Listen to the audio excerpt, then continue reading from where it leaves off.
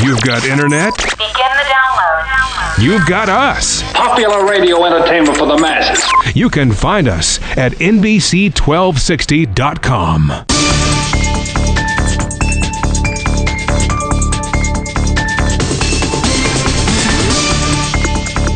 And good morning and welcome to Beyond the Curve, providing strategic insights on international business and international law. I'm Jeffrey O'Brien alongside my co-host, Dr. Adriana Sanford. All right, we're going to talk about cross-cultural communications, and we're going to discuss the difference between diversity and inclusiveness. Yes, actually, a lot of companies are very interested in diversity, and we are seeing some companies that are actually going and forming cross-cultural teams, which is sparking innovation. Right. It would seem to me that also if employees cannot properly integrate into a new environment, it could potentially hurt profits and organizational efficiency. So, Professor, do you see this as a big problem for multinationals entering the new markets? Absolutely. Actually, there is a very interesting distinction between diversity and inclusion. I mean, most companies that you have around that are really global, actually, their challenge is not diversity. I mean, their diversity at the core, their challenge is really the inclusiveness, the ability they have of bringing different cultures working together. Now, are there certain markets or countries that are more challenging than others for certain cultures? Yes. The more the cultures are different, the harder it is for people to work together. For example, it would be much harder for an American company to work in China than it would be for an American company to work, for example, in Latin America or in Europe. There are some differences, but the integration would be much easier. I think, an important point here as well is if you take a look, there are certain subgroups. For example, you've got the collective groups, and you've got the individualistic countries. And if you can work with a country that shares a lot of your values and your attitudes, it's easier. For example, if you look at the United States and you look at the UK, or you look at, wouldn't Canada be another one? Yes, the United States? And actually the distinction you're making here, which is very important, is really, I mean, and it depends if we want to talk about diversity at a national level here in the U.S. or if we want to talk about diversity and inclusion from a global perspective, because I think the challenge of most organizations, like you are saying about Canada, for example, in the U.S. or other countries, what you have is the diversity is a legal status here in the U.S., which is something very, very important. And what you have is when an American company tried to export their diversity standards and go even to Canada, for example, or in Latin American countries, or go to Europe, what you have is in European countries, there are no standards, or diversity is not driving the business. Mm-hmm. And so what you have is usually conflicts between an American-oriented diversity standards and going to Europe or even the UK and try to impose diversity standards for a UK company that looks at these standards and say, well, why should we care? Right, and the problem is sometimes, you go overseas and you're expanding and it fails and you're really not sure why it fails. You don't even see this as a problem. And the research actually on merger and acquisition, which is very scary for a company going overseas, is like 70% of merger and acquisition fail. And if you look really at the reason of the failure, it's rarely due to the product itself. It's usually due to the fact that the culture of both organizations cannot really match. And so you go from an American, for example, company that is very process-oriented, very best practices-oriented, going to another country and then having some pretty interesting challenges because they are not able to be inclusive in terms of their management style. And there are some great examples right now in Europe or even in Latin America. What would you recommend for a company that is interested in going overseas so that we can have, let's say, better organizational efficiency? What would you suggest for that company? That's a very critical question, because what you see usually is when companies go overseas, they select, one is the selection of people, where they will send somebody who's very good in marketing here in the U.S. in their local market or in the national market, or good in project management, and then send them overseas and say, you're going to do the same job. And so there is not really that cultural awareness. And we were just talking earlier before coming on the air about languages we would like to speak, and language is only one part of the equation. Right, it's the code. It's the code. So what you have is like, it's nice if we could speak all languages around the world, but English is actually a language that's spoken around the world.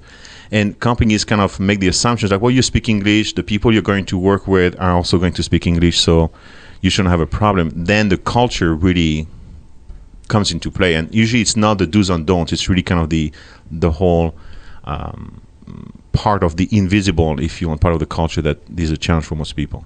Right. And even with the codes, you've got so many idiosyncrasies and so many words and jargon that nowadays it's even difficult to communicate in your own language. And what you see, you were asking earlier about what companies should do. The assumptions right now is like, we all use email. To me, the most amazing transformation going anywhere in the world is the fact that everybody carries a smartphone right now. We all make assumption that technology is going to help us all. We can send an email, and what you realize is actually it does take preparation to go overseas. And what I've seen is right now, especially in this time of financial crisis, companies cut off their training on sending expatriates. So they, on an individual level, they're already setting themselves up for a lower level of inclusiveness because that person is going to be much more challenged on that level. So I think you brought up a great point, and not only the challenges, we all call that, I believe, culture shock when they get into the actual environment and they can't communicate, they're out of their normalcy, they can't get the things done they need to get, they're already in a stressed out kind of state, if you will, because they can't relate and they can't be effective or get things done, and I'm sure that leads to quite a bit to actually failure as well and wanting to leave. It brings down failure and also brings down at an individual level the assumptions like, that's why I don't like to work with these people. And, I'm going to put my 2 years here because I have to be in that country, but you know what? I'm just thinking that I'm not interested in it. And the cultural shock, you're bringing a great point about the cultural shock. There's two parts of it. When we talk about the inclusiveness, it's not only your cultural shock, it's also if you go to a foreign country with spouse and children, they are going to go through the same challenge. And, companies, to me, one of the biggest challenges companies have right now is not really training their expatriate. Really kind of send them overseas and say, it's not a big deal. You're going to do the same job, so get on with it, and it's going to be good for your job. So are there steps or techniques that managers can use with their employees to assist them with these challenges? Yes, actually, and there's some companies are doing a great job at training people, and usually the best companies not only train the person going overseas, but also train the family, right, which is very, very important. It's very hard to talk to companies and ask them about their failure rate, but it's pretty interesting, and it costs money. Mm-hmm. Usually when you see this within a company, do you see this within the HR department? Where do you see the training? Oh, and the HR, their job, if we want to simplify, is retraining and improving the talent management. When we talked earlier about the diversity and inclusiveness, the HR usually is really the department that carries the diversity. It's the department that if you want to know what your company looks like, you can always call them, send them an email and say, who are we as a company? And they will send you, a file saying, well, we have percentage of women, percentage of minorities. Now that's in the US. Then you go to Europe and maybe the only data they have is a gender. Mm-hmm. The inclusiveness is a leadership skill. Right. And would you say that most multinationals hire outside consultants to come in for this training, or do they already have this set up? Are they advanced enough within the process to actually have a department that handles this? Does it depend on the company, or are we still, It depends backwards? On companies to companies. It also depends on industry, depending on which industry people are at. But usually the HR department is the department controlling the money, controlling the training, if you want. Mm-hmm. So, and if you have, let's say for a company like Procter & Gamble that has a lot of different subsidiaries out there, would you say that a company like that, do you have any experience with a company like that you could tell me that, how they're working through this? Actually, Procter & Gamble is a great example because it's a company that understood fairly early on when they became a global company to hire local people. So they are very good at training local experts, so you lower kind of the tension about the cultural shock we were talking about earlier, being able to integrate people faster.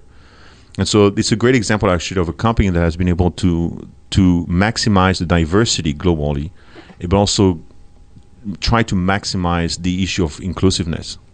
Mm-hmm. All right, well, look, it's fascinating stuff. We're going to take a break. We come back. We're going to talk about global negotiations. This is Beyond the Curve, providing strategic insights on international business and international law. We'll be right back after this.